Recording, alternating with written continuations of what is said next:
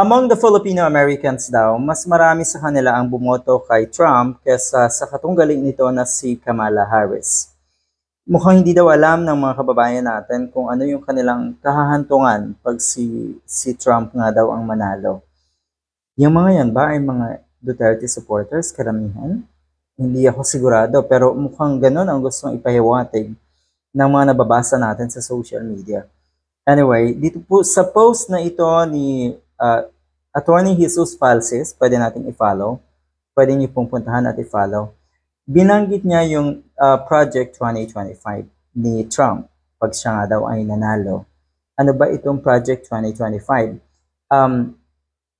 Ito daw ay, or it includes yung mass deportation na gagawin nga daw na si Trump sa mga undocumented immigrants. At katulad ng binanggit ko, yun daw na mga recently naturalized immigrants ay mukhang madadamay din kahit meron na silang documents.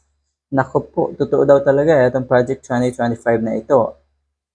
Akala daw ng mga Filipino Americans na ito ay exempted na sila dahil karamihan nga or meron na rin tayong mga kababayan dyan na Americanized Filipinos na ang tawag or naturalized na. Pero talagang damay din pala yung mga yan. Trump will begin operations to deport millions of undocumented immigrants when he starts his term. Nako po, kailan ba magsisimula ang term? Siguro 1 or 2 months after. He will launch the largest mass deportation. Ano ko, eto na yon. He will launch the largest mass deportation operation of undocumented immigrants on day 1. So yan ang unang gagawin netong si Trump, Donald Trump. Hindi ba ito alam ng mga kababayan natin? Siguro talagang nabuyo, siguro talagang nabudol nga rin ang ilang kababayan natin sa US. Ito yan, meron pa dito, do not wait for deportation. Yung mga immigrants daw na undocumented at yung mga recently naturalized immigrants, siguro mas maganda daw na mag-voluntary or umuwi na lang daw kayo ng inyong sariling bansa. Katulad nga ng mga Filipinas.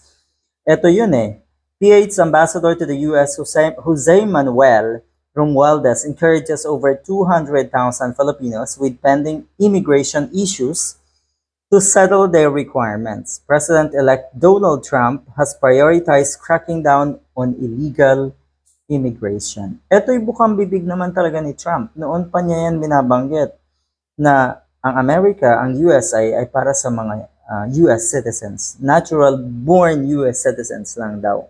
And yun ba? Anyway, so at talagang tutuhanin niya dahil isa nga ito or kasama itong kanyang gagawin na ito doon sa tinatawag nga niya na Project 2025. Siguro pwede natin i-check yung Project 2025 na yan.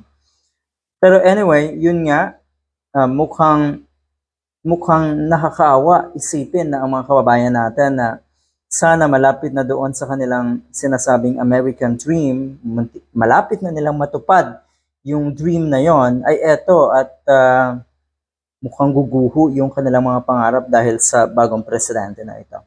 Pero good luck.